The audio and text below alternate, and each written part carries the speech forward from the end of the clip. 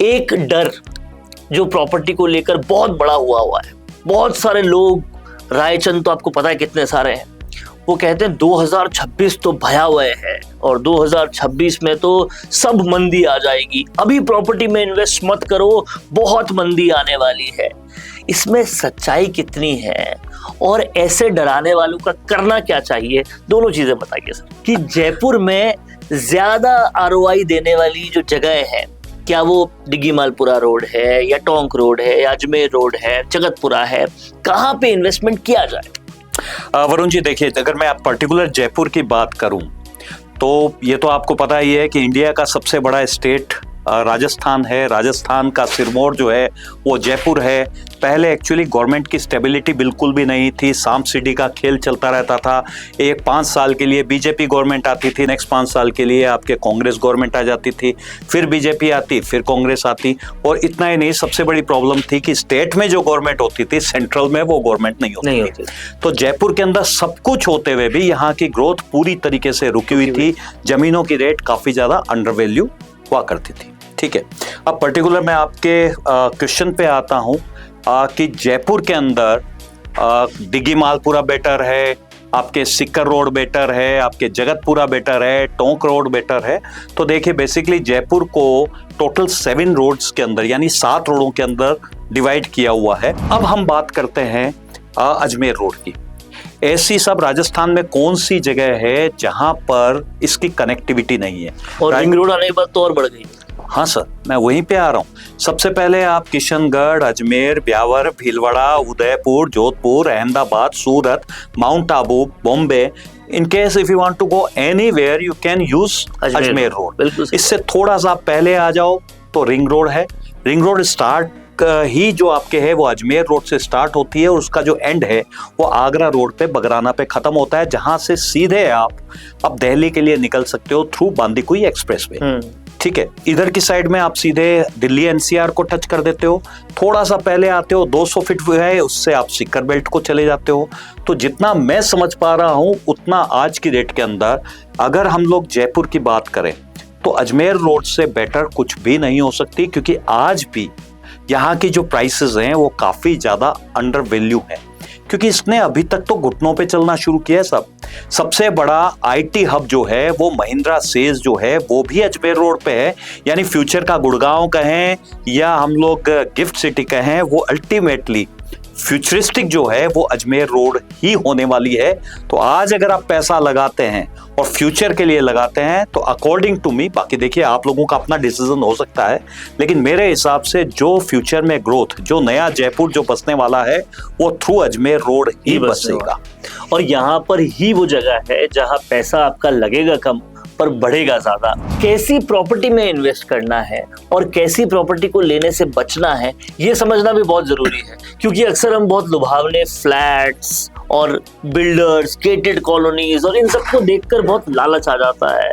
दोस्त भी मेरा खरीद रहा है, ऐसा भी हो रहा है, वो भी हो रहा है। तो एक्चुअल में इन्वेस्टमेंट के पर्पज से, पैसा मल्टीप्लाई करने के पर्पज से कौन सी चीज खरीदनी चाहिए और कैसी से बचना चाहिए? सर, एक तो अभी आपने एक वर्ड बोला, लालच आ जाता है। लालच आता नहीं है, लालच आपके अंदर पैदा किया जाता है। भ्रामक जो एडवर्टीजमेंट्स होते हैं, उसके अलावा खुद की जो बड़े बड़े कमीशन देके जो सेल्स टीम होती है, वो आपके दिमाग में केवल और केवल वो चीजें भर देती है कि in case if you want to buy any property then you should go there only. तो ऐसा है, एक्चुअली आप जो प्रॉपर्टी परचेज कर रहे हो वो आपकी मेहनत की कमाई आप वहां पर लगा रहे हो। आप कोई शर्ट परचेज नहीं कर रहे हो कि 2-4 हज़ार में आ जाएगा। और खाली रुपयों के साथ साथ एक प्रॉपर्टी के अंदर आपकी फैमिली के इमोशंस जुड़े होते हैं, सिक्योरिटी जुड़ी होती है, हैप्पीनेस जुड़ी होती है। तो नॉर्मली जो खाली प्लॉट होता है जिसके अंदर इन्फिनिट होता है कि आप कुछ भी बना सकते हो, तो वहां की रेट हमेशा एप्रिशिएट होती है और फ्लैट्स वगैरह की रेटें हमेशा डेप्रिशिएट होती है। अब सेकंड चीज आपने मेरे से पूछी कि किस तरह की प्रॉपर्टी में इन्वेस्ट करना चाहिए। सर, जो नए बायलॉज आए हैं, आप उसको सर्च भी कर सकते हैं जेडीए या यूडीएच के। उसके अंदर अगर 30 फीट की जो रोडें होती है जिसके ऊपर G+2 की ही परमिशन रह गई, तो सबसे पहले तो फ्यूचर के लिए आप 30 फीट की जो रोडें हैं उसको खरीदने से बचें। क्योंकि आज कोई भी कॉलोनाइजर है वो आपको बतलाता है सर 30 फीट कम नहीं होती, लेकिन एक छोटी सी बात आप बतलाइए कि सबसे पहली चीज क्या होती है, एक गाड़ी का जो साइज होता है, हम और आप दोनों गाड़ियां मेंटेन करते हैं, 7 फीट का चौड़ाई में होता है, 3 फीट का गेट खुलता है, यानी एक गाड़ी की साइज 10 फीट हो जाती है। 10 फीट की गाड़ी इस साइड लग गई, 10 फीट की गाड़ी रोड के दूसरी साइड लग गई, अब बीच में 10 फीट की रोड है। वरुण जी, मेरे हिसाब से आपको वहीं पर इन्वेस्ट करना चाहिए जहां पर बड़ी बड़ी सेक्टर रोड्स हो, सारी की सारी आधारभूत मूलभूत सेवाएं हो, काफी बड़ा ओपन स्पेस हो, बड़ी बड़ी आपके पार्किंग स्पेसेस हो, और मैं अगर कहूँ कि 60-70% ओपन स्पेसेस हो। तो ये जिस समय भी आप जहां भी प्रॉपर्टी परचेज करते हैं, सबसे पहले उस कॉलोनाइजर से आप ये पता जरूर कर लेवें कि इसके अंदर ओपन स्पेस कितनी है, यहाँ पर कमर्शियल स्पेस कितना है, यहाँ अतिक्रमण करने वाले किसानी खेती की जमीनें तो नहीं है। अगर वो सब कुछ आपको सही लगता है तो प्रॉपर्टी कहीं भी परचेज कर लीजिए, प्रॉपर्टी एक ना एक दिन हमेशा ऊपर जाना उसका निश्चित है। कि यार यहाँ पैसा लगाना सेफ तो है ना, फंस तो नहीं जाएगा अजमेर रोड पे मैं पैसा लगाऊंगा तो, ये क्वेश्चन बहुत आता है, इन्वेस्टर का पैसा फंस जाएगा तो दिक्कत हो जाएगी।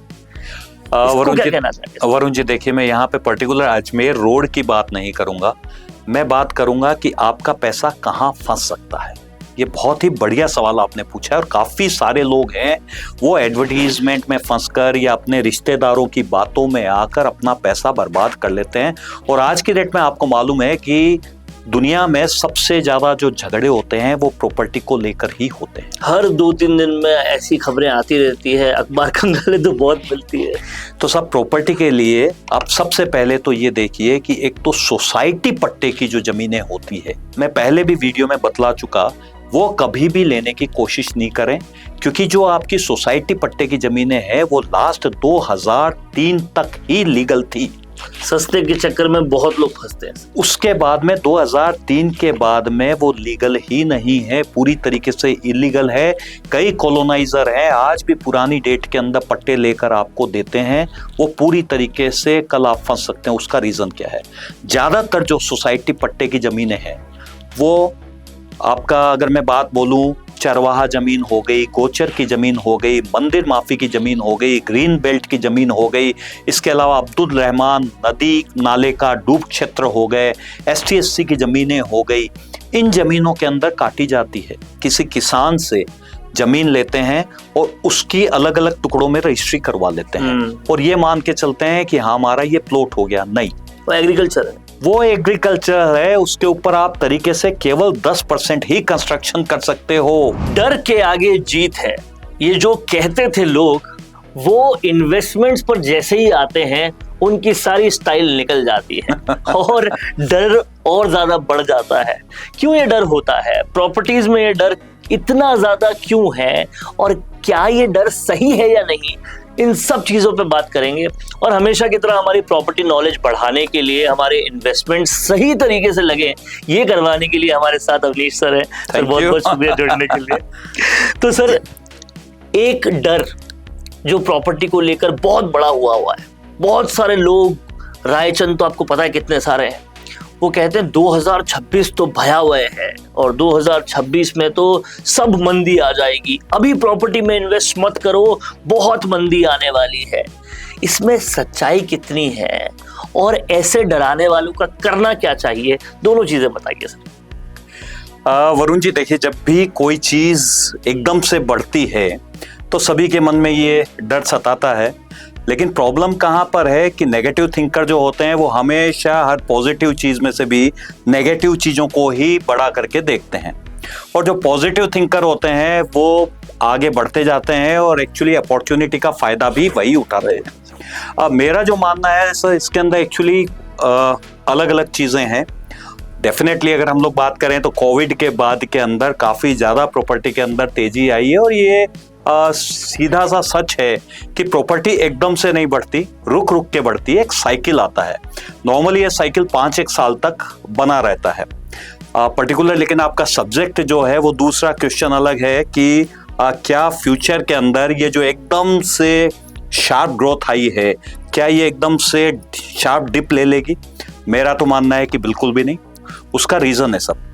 उसका रीजन ये है कि जब दिन आपकी प्रॉपर्टी ने चलना शुरू किया था, उसके साथ में वहां पर फैसिलिटीज, एमिनिटीज, ये चीजें कम थी, डेवलपमेंट कम था। जैसे जैसे प्रॉपर्टी डेवलपमेंट की ओर जाती है, उसके साथ साथ जो उसकी एमिनिटीज है या उसकी जो भी सुविधाएं हैं वो एकदम से साथ में ग्रो करती है। अगर मैं इसको नॉर्मल तरीके से कंक्लूड करूं, जिस समय गाड़ी रुकी हुई होती है उस समय भी उसमें कोई नहीं बैठना चाहता, और जिस समय गाड़ी चल जाती है तब भी लोगों को डर लगता है कि कहीं हम गिर नहीं जाए। ठीक है ना? बिल्कुल सही बात। तो बेसिक क्या है कि मेरा मानना यह है कि जैसे ही रुकी हुई ट्रेन प्रॉपर्टी की अब चलने लगी है, तो उसके साथ साथ काफी सारी फैसिलिटीज डेवलप होने लग गई। जहां पहले रोडें नहीं थी, जैसे ही प्रॉपर्टी ने ग्रोथ करना शुरू किया, रोडें बिछ गई, उसके पास में मॉल्स आ गए, उसके पास में रेजिडेंशियल आ गया। जो पार्क पहले मिट्टी का ढेर हुआ करते थे उसके अंदर दूब लग गई, बड़े बड़े पेड़ लग गए। सर, कोई भी जो इन्वेस्टर है वो बेवकूफ नहीं होता, बंजर जमीन पे कोई पैसा नहीं लगाता। उसको जैसे जैसे उसके ऊपर ग्रोथ नजर आती है उस जगह की रेट्स बढ़ती जाती है, और ये सही भी है, क्योंकि अगर आपका पैसा बढ़ रहा है तो उसके साथ में आपकी फैसिलिटीज भी बढ़ रही है। तो अकॉर्डिंग टू मी, मैं अगर बात करूं तो मेरे हिसाब से तो जैसे जैसे प्रॉपर्टी मल्टीपल होती जा रही है उसकी ग्रोथ बढ़ती जा रही है, और अब प्रॉपर्टी का पहले से भी ज्यादा तेजी से बढ़ना तय है, क्योंकि कमाने का सही मौका ही अब आता है। और मैं आपको यहाँ पर एक और चीज बताऊं, जो आपको डराने वाले और राय देने वाले हैं उनसे पहले खुद चेक कीजिए कि वो खुद कितना इन्वेस्ट कर रहे हैं। तो राय उन्हीं से लीजिए जिनका अनुभव हो, जो इन्वेस्टमेंट्स लगातार कर रहे हो। और इसलिए अवनीश सर की राय जो है वो खरी इसीलिए है क्योंकि ये खुद लगातार इन्वेस्ट कर रहे हैं और उस बेसिस पर ही आपको राय दे रहे हैं। सर, ये जो आपने बताया वो बहुत ऑप्टिमिस्टिक है, लेकिन इसके बाद क्यूरियोसिटी और पेट में गुदगुदी इस बात पे होती है कि जयपुर में ज्यादा आरओआई देने वाली जो जगह है, क्या वो डिग्गी मालपुरा रोड है या टोंक रोड है या अजमेर रोड है, जगतपुरा है, कहाँ पे इन्वेस्टमेंट किया जाए? वरुण जी, देखिए, अगर मैं आप पर्टिकुलर जयपुर की बात करूं तो ये तो आपको पता ही है कि इंडिया का सबसे बड़ा स्टेट राजस्थान है। राजस्थान का सिरमौर जो है वो जयपुर है। पहले एक्चुअली गवर्नमेंट की स्टेबिलिटी बिल्कुल भी नहीं थी, सांप सीढ़ी का खेल चलता रहता था। एक 5 साल के लिए बीजेपी गवर्नमेंट आती थी, नेक्स्ट 5 साल के लिए आपके कांग्रेस गवर्नमेंट आ जाती थी, फिर बीजेपी आती, फिर कांग्रेस आती। और इतना ही नहीं, सबसे बड़ी प्रॉब्लम थी कि स्टेट में जो गवर्नमेंट होती थी, सेंट्रल में वो गवर्नमेंट नहीं होती थी। तो जयपुर के अंदर सब कुछ होते हुए भी यहाँ की ग्रोथ पूरी तरीके से रुकी हुई थी। जमीनों की रेट काफी ज्यादा अंडर वैल्यू हुआ करती थी। ठीक है, अब पर्टिकुलर मैं आपके क्वेश्चन पे आता हूँ कि जयपुर के अंदर डिग्गी मालपुरा बेटर है, आपके सिक्कर रोड बेटर है, आपके जगतपुरा बेटर है, टोंक रोड बेटर है। तो देखिए, बेसिकली जयपुर को टोटल 7 रोड्स के अंदर, यानी 7 रोडों के अंदर डिवाइड किया हुआ है, जिसके अंदर पहली रोड आपके आती है सिक्कर रोड। तो पहले तो आपका क्या है, वो एकदम कंजस्टेड होके निकलती है, और उसके बाद अगर आप उसको मास्टर प्लान में देखेंगे तो आगे जाके वो पूरा आपका इकोलॉजी जोन में कन्वर्ट हो जाती है। सेकेंड रोड अगर आप बात करते हैं तो पुरानी जो दिल्ली रोड थी उसके एक साइड के अंदर अगर आप देखोगे तो टोटल नो कंस्ट्रक्शन जोन, यानी पहाड़ी एरिया है। सही बात है। ठीक है, और पहले तो ये एटलीस्ट दिल्ली की तरफ जाती थी, अब तो ये कहीं भी नहीं जाती। तीसरी रोड की अगर मैं बात करूं तो तीसरी आ जाती है सब आपकी आगरा रोड। ठीक है, सबसे पहले वो नो कंस्ट्रक्शन जोन, यानी पहाड़ी जो घाट की गुनी है उसके नीचे से रास्ता निकलता है। लेफ्ट साइड में अगर आप देखेंगे तो ग्रीन सिटी है, और उसके बाद ये जाती कहां पर है, सब केवल आगरा जाती है। ठीक है, और आई एम सॉरी ये थोड़ा सा अजीबोगरीब हो सकता है, लेकिन सबसे ज्यादा अगर झगड़े झंझट वाली रोड है वही, ये रूटीन के अंदर हम लोग जब भी थोड़ा से भी दंगे होते हैं तो जयपुर जैसी शांत जगह केवल इसी रोड पे बदनाम होती है। सही बात। ठीक है, अगर हम लोग 4th रोड की बात करें तो वैसे तो बीच में जगतपुरा आ जाता है, लेकिन जगतपुरा ऑलरेडी इतना ज्यादा बढ़ चुका है और इसकी कनेक्टिविटी जो है या तो वो आगरा रोड से होके निकलती है या टोंक रोड से निकलती है। और जैसा आप हमेशा कहते हो कि जहाँ कम से कम इन्वेस्टमेंट करके ज्यादा से ज्यादा मिल सके वही ग्रोथ है, और जगतपुरा में ऑलरेडी बहुत ज्यादा ग्रो हो चुका सब। और वैसे भी आप देखेंगे तो इनिशियल शुरुआत पे आपका जो पुलिया से जैसे ही हम उतरते हैं अक्षय पात्र मंदिर तक दोनों साइडें करीब करीब खाली पड़ी है। बिल्कुल। और पीछे की साइड भी आप जब डीमार्ट से वापस अंदर टर्न लेते हैं तो सब कुछ खाली पड़ा है। और इसके बाद में हम रोड की बात करें तो आपका आता है टोंक रोड, जो कहाँ जाती है, केवल कोटा टोंक तक जाती है। क्लियर है? बिल्कुल। और रेट्स अगर आप बात करें, मैं 30 फीट चौड़ी रोडों की कम से कम बात नहीं करता साहब, ठीक है, क्योंकि जहां पर नहीं, अभी जो बायलॉज आए G+2 की परमिशन रह गई, यानी वो बिल्डर्स वगैरह के लिए तो कोई मतलब ही नहीं रहा। सही बात है। और अगर 40 फीट या उससे ऊपर की मैं बात करता हूं तो एटलीस्ट जो रेटें हैं वो 1.5 लाख 2 लाख रुपए की रेटें हो चुकी। तो 1.5 लाख रुपए को अगर हम लोग मान लीजिए कंपाउंडिंग के अंदर बुनाते हैं, क्योंकि जो प्रॉपर्टी है वो इन्वेस्टमेंट करने के लिए होती है, ट्रेडिंग करने के लिए नहीं होती। अगर मैं 2 लाख रुपए का 5 साल में बात करूं तो 4 लाख होता है, 10 साल में बात करूं तो 8 लाख होता है, 15 साल की बात करूं तो 16 लाख रुपए प्रति गज होता है, जो नेक्स्ट टू इम्पॉसिबल है यदि आप हर 5 साल में रुपए को डबल करते हैं तो। ठीक है, इसके बाद एक डिगी माल पूरा करके रोड निकलती है। सब मुझे पता नहीं है कि उसकी रेट्स क्यों बढ़ रही है, कोई ऑथेंटिसिटी नहीं है। कुछ बिल्डर्स या कुछ कॉलोनाइजर्स हैं जिन्होंने एक कार्टेल बनाया, उसकी थोड़ी सी लैंड है, उसका राशनिंग की, उसको कंट्रोल किया रेट्स को, और अपनी मन मर्जी के भाव में उसको बेचने लग गए, डिमांड एंड सप्लाई कंट्रोल करके। 101% सर, क्योंकि सबसे पहले आप ये तो देखिए वो रोड जाती कहाँ है, कहीं भी नहीं जाती। ठीक है, आगे एक सपना भीलवाड़ा एक्सप्रेस हाईवे का बतला रहे हैं, इसके अलावा कुछ भी नहीं। उसके बाद एक बीच में आती है अजमेर रोड, इसके बाद आपकी जो लास्ट रोड आती है वो आती है कालवाड़ रोड। कालवाड़ रोड में भी यदि आप देखते हैं तो शुरू के अंदर तो नो कंस्ट्रक्शन जोन यानी पहाड़ी एरिया आता है, उसके बाद में ये पूरी तरीके से इकोलॉजी और नदी नालों से भरी हुई है। तो फ्यूचर ग्रोथ क्या है मुझे नहीं मालूम है। लेकिन अब हम बात करते हैं अजमेर रोड की। ऐसी सब राजस्थान में कौन सी जगह है जहां पर इसकी कनेक्टिविटी नहीं है, और रिंग रोड आने के बाद तो और बढ़ गई।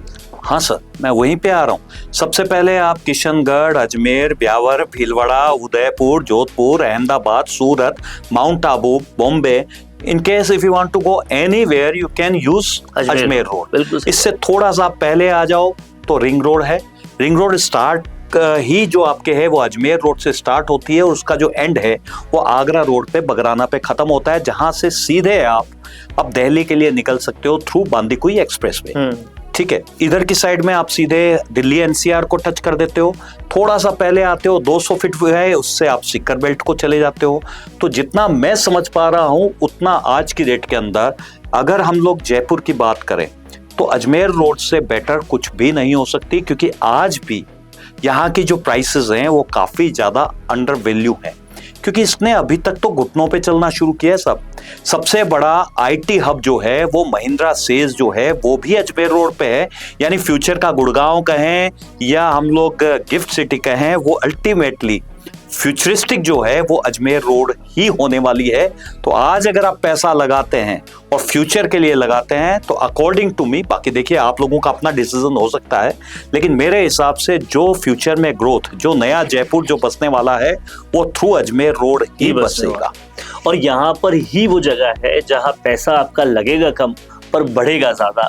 सर ये तो आपने क्लियर कर दिया कि कहाँ खरीदनी है, ठीक है, लेकिन कैसी प्रॉपर्टी में इन्वेस्ट करना है और कैसी प्रॉपर्टी को लेने से बचना है ये समझना भी बहुत जरूरी है, क्योंकि अक्सर हम बहुत लुभावने फ्लैट्स और बिल्डर्स, गेटेड कॉलोनीज और इन सबको देखकर बहुत लालच आ जाता है। दोस्त भी मेरा खरीद रहा है, ऐसा भी हो रहा है, वो भी हो रहा है। तो एक्चुअल में इन्वेस्टमेंट के पर्पज से, पैसा मल्टीप्लाई करने के पर्पज से कौन सी चीज खरीदनी चाहिए और कैसी से बचना चाहिए? सर एक तो अभी आपने एक वर्ड बोला, लालच आ जाता है। लालच आता नहीं है, लालच आपके अंदर पैदा किया जाता है। भ्रामक जो एडवर्टीजमेंट्स होते हैं, उसके अलावा खुद की जो बड़े बड़े कमीशन देके जो सेल्स टीम होती है वो आपके दिमाग में केवल और केवल वो चीजें भर देती है कि in case if you want to buy any property then you should go there only. तो ऐसा है, एक्चुअली आप जो प्रॉपर्टी परचेज कर रहे हो वो आपकी मेहनत की कमाई आप वहां पर लगा रहे हो, आप कोई शर्ट परचेज नहीं कर रहे हो कि 2-4 हज़ार में आ जाएगा। और खाली रुपयों के साथ साथ एक प्रॉपर्टी के अंदर आपकी फैमिली के इमोशंस जुड़े होते हैं, सिक्योरिटी जुड़ी होती है, हैप्पीनेस जुड़ी होती है। इसलिए आप जहां भी इन्वेस्ट कर रहे हो, सबसे पहले उस जगह पर जाकर अच्छे से उसको देखिए, समझिए। अब जैसा आपने मेरे से पूछा कि किस तरह की प्रॉपर्टी में इन्वेस्टमेंट करना चाहिए, मैं पहले भी आपके इसी चैनल पे आके बतला चुका हूं कि स्पेशली आप फ्लैट्स वगैरह में कभी भी इन्वेस्टमेंट के लिए नहीं होते, क्योंकि पहले तो वो वास्तु के अकॉर्डिंग नहीं होते। उसके बाद आज जिस जगह को आप खरीदते हो बराबर में कोई नया बिल्डिंग बन जाती है, लोग उसी को प्रीफर करते हैं कि वहां पर जगह लें। तो नॉर्मली जो खाली प्लॉट होता है जिसके अंदर इन्फिनिट होता है कि आप कुछ भी बना सकते हो, तो वहां की रेट हमेशा अप्रिशिएट होती है और फ्लैट्स वगैरह की रेटें हमेशा डेप्रिशिएट होती है। अब सेकंड चीज आपने मेरे से पूछी कि किस तरह की प्रॉपर्टी में इन्वेस्ट करना चाहिए। सर, जो नए बायलॉज आए हैं, आप उसको सर्च भी कर सकते हैं JDA या UDH के। उसके अंदर अगर 30 फीट की जो रोडें होती है जिसके ऊपर G+2 की ही परमिशन रह गई, तो सबसे पहले तो फ्यूचर के लिए आप 30 फीट की जो रोडें हैं उसको खरीदने से बचें, क्योंकि आज कोई भी कॉलोनाइजर है वो आपको बतलाता है सर 30 फीट कम नहीं होती। लेकिन एक छोटी सी बात आप बतलाइए कि सबसे पहली चीज क्या होती है, एक गाड़ी का जो साइज होता है, आप दोनों गाड़ियां मेंटेन करते हैं, 7 फीट का चौड़ाई में होता है, 3 फीट का गेट खुलता है, यानी एक गाड़ी की साइज 10 फीट हो जाती है। 10 फीट की गाड़ी इस साइड लग गई, 10 फीट की गाड़ी रोड के दूसरी साइड लग गई, अब बीच में 10 फीट की रोड है, उससे क्या आदमी निकलेगा और कौन सी गाड़ियां क्रॉस करेगी? इसमें आपने 2 चीजें अभी ऐड नहीं करी, जो अतिक्रमण हो रहा है, लोग बीच में फुटपाथ और बना देते हैं। अच्छा, इसके बाद सेकंड क्या होता है, आज कॉलोनाइजर जो होता है, नॉर्मली अगर दूसरी कॉलोनी होती है तो किसी का मकान का 50-50, 70-70 फीट का फ्रंट होता है। जिस कॉलोनी में कॉलोनाइजर प्लॉट्स काटते हैं, मैक्सिमम उसकी साइज ही 100-150 गज के अंदर रख देते हैं, यानी जो फ्रंट होता है वो 12-15 फीट का होता है। अब आप यूं समझ के चलिए कि अगर मैं 500 फीट की रोड है, एक तो उसमें केवल 10 मकान प्लॉट्स इधर बने, 10 प्लॉट इधर बने, क्योंकि एक एक का 50-50 फीट का फ्रंट है, ठीक है। और एक हम अगर 10-10 फीट का फ्रंट होता है तो 50 प्लॉट इधर बने, 50 प्लॉट इधर बने, यानी एक तरफ तो खाली 20 गाड़ियां खड़ी होनी है और एक तरफ उसी लेन में आपके 100 गाड़ियां खड़ी होनी है। तो आप सोच के देखिए फ्यूचर के अंदर वहां पार्किंग की क्या व्यवस्था होगी, गाड़ी चलेगी कहां पर, खड़ी रह जाएगी, ठीक है ना। तो अगर 30 फीट की रोडें होंगी तो सब मेरे हिसाब से तो सबसे पहले तो उसको अवॉइड करना चाहिए। दूसरी चीज है कि जिस भी जगह आप ले हो, सारे के सारे चरपेटे वाले मकान नहीं लो। उसका कारण क्या होता है, आज जब चरपेटा यानी आप समझ गए दोनों मकान एक दूसरे से भिड़े हुए हों, यानी चरपेटा बोलते हैं हम लोग उसको, तो उसके अंदर हवा, पानी, धूप सबकी प्रॉब्लम रहती है। उसके बाद में जब दोनों मकान आपके मिलके बन जाते हैं, ऊपर से जब पानी टप टप करता है तो बीच में कहीं भी अगर जगह रह जाती है तो हमेशा जिंदगी भर के लिए वो सीपेज की प्रॉब्लम वहां आ जाती है, सीलन आती है। बिल्कुल। तीसरी सबसे बड़ी बात है, उस जगह पर कोई भी एलीट क्लास का जो आदमी होता है, जिसको अच्छा स्टैंडर्ड मेंटेन करना होता है, वो आने की नहीं सोचता है। तो आपकी जो कम्युनिटी बनती है वो अच्छी नहीं बनती, वो नहीं बनती है। तो ये आप समझ रहे हैं, तो ठीक है, आपको एक रीजनेबल प्लॉट चाहिए है तो आप कम से कम ऐसी जगह लो जहां पर कम से कम 60% एरिया जो है आपका वो ग्रीन ओपन स्पेस हो, बड़ी बड़ी पार्किंग छोड़ी हुई हो, वहां पर्टिकुलर सोसाइटी में उस कॉलोनी में खुद की बहुत काफी बड़ा सारा कमर्शियल स्पेस हो। क्योंकि अगर फ्यूचर ग्रोथ के हम लोग बात करें एस्पेक्ट से, तो फ्यूचर ग्रोथ हमेशा वहीं पर होगी जहां पर बहुत ज्यादा बड़ा कमर्शियल स्पेस होगा, जहां पर बड़े बड़े मॉल्स आएंगे, जहां बड़े बड़े रिक्रिएशन सेंटर, पब आएंगे, जहां पर बड़े बड़े शोरूम्स आएंगे, शॉपिंग के लिए एरिया होगी, पिक्चर थिएटर होंगे। तो अगर आप बात करें कि मैं सब एक गेटेड कॉलोनी में ले लेता हूं, तो मुझे नहीं लगता कि उसके अंदर कभी भी आपका पैसा बहुत ज्यादा तेजी से बढ़ेगा। और ज्यादा इसको प्रमाणित करने के लिए सोचने की जरूरत नहीं है। थोड़ा सा रिवाइंड करके हम वैशाली और मालवीय नगर को देख लें तो हमारे दादा पापा बताते जब जीटी नहीं था तो मालवीय नगर क्या था, हाँ। या वैशाली में जब चीजें नहीं थी तो वैशाली क्या थी, और आज रॉकेट बन चुके हैं सर। ये क्योंकि गेटेड कॉलोनी नहीं है, बेसिकली यहाँ पर गेट नहीं लगे हुए हैं, यहाँ पे एक बड़ा चंक है मार्केट का। ये आप वैशाली कह लें, आप मालवीय नगर कह लें, आप मानसरोवर कर लें, ये सारे के सारे क्या है, गवर्नमेंट की कॉलोनीज है। एक टाइम तक इनको कोई नहीं पूछता था, लेकिन उसके बाद जिस समय इन्होंने रॉकेट बनना शुरू किया, हर कोई उसी के ऊपर चलती ट्रेन में सवार हो रहा है। बिल्कुल रुके ही नहीं। उसका बड़ा सिंपल सा रीजन है, गेटेड कॉलोनी जो होती है सब, उसके अंदर एक कॉलोनाइजर का खुद का लालच होता है, खुद की होने के कारण से छोटी सी साइज होती है, और वो उसके अंदर टेम्परेरी मेकअप करता है, दिखावटी मेकअप, यानी रंग रोगन कर दिया, पेड़ लगा दिए, जैसे ही उसकी वो कॉलोनी बिक जाती है वो अपनी दूसरी कॉलोनी डेवलप करने के चक्कर में उसको छोड़ जाता है। सेकंड, इसकी सबसे बड़ी प्रॉब्लम है गेटेड कॉलोनी, जिसको हम बोलते हैं कॉलोनाइजर्स की कॉलोनी, टेम्परेरी फील गुड वाली कॉलोनी में नाम देता हूं उसका, उसमें आपको हर महीने का मेंटेनेंस चार्ज भी देना पड़ता है।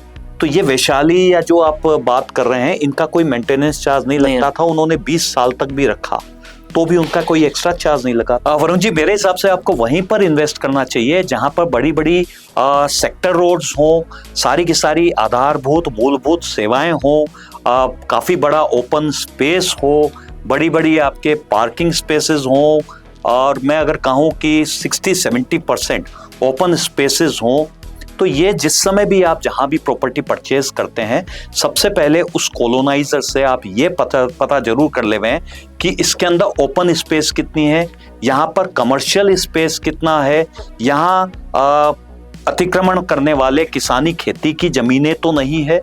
अगर वो सब कुछ आपको सही लगता है तो प्रॉपर्टी कहीं भी परचेज कर लीजिए, प्रॉपर्टी एक ना एक दिन हमेशा ऊपर जाना उसका निश्चित है। राइट।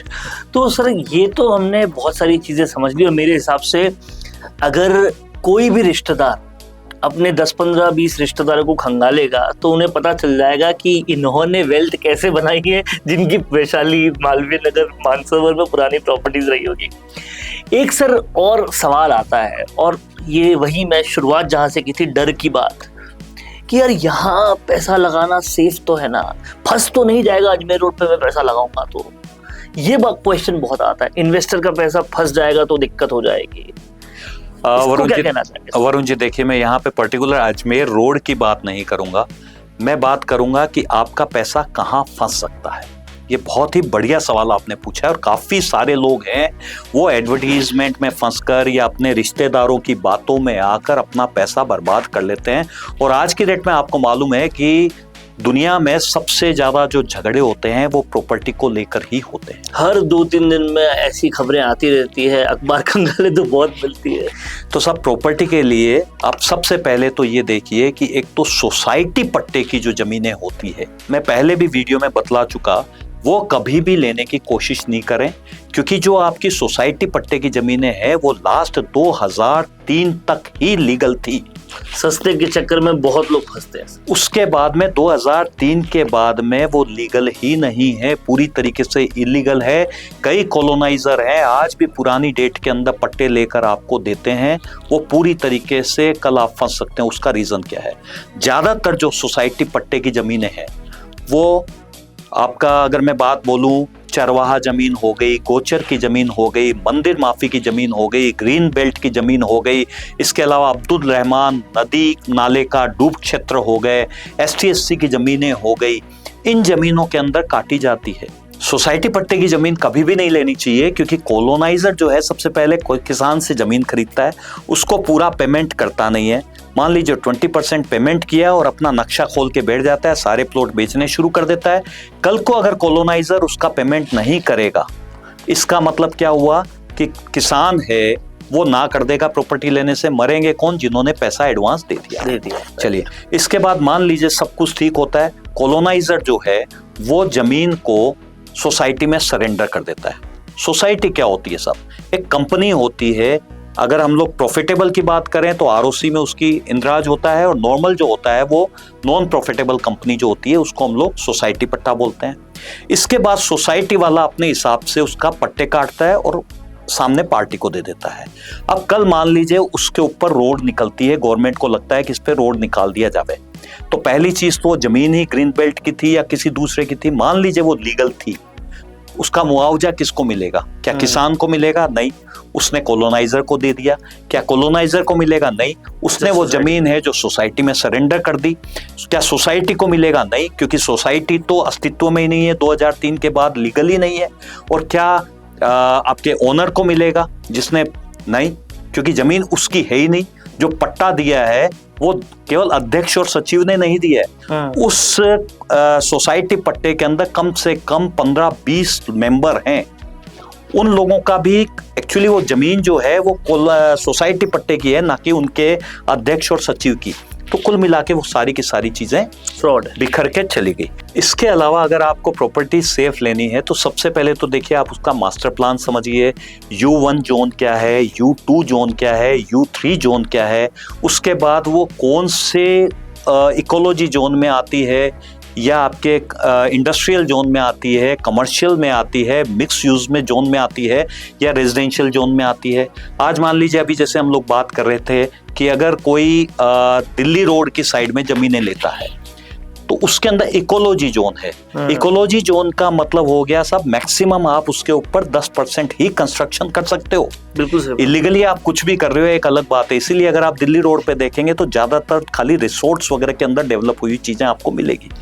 और अगर आपको जेडीए रेजिडेंशियल पट्टा देता है मतलब वो हर तरीके से जांची हुई चीज है और इसीलिए जेडीए पट्टा लेना चाहिए। हाँ साहब, यहाँ एक और मैं आपको ध्यान डालना चाहूंगा।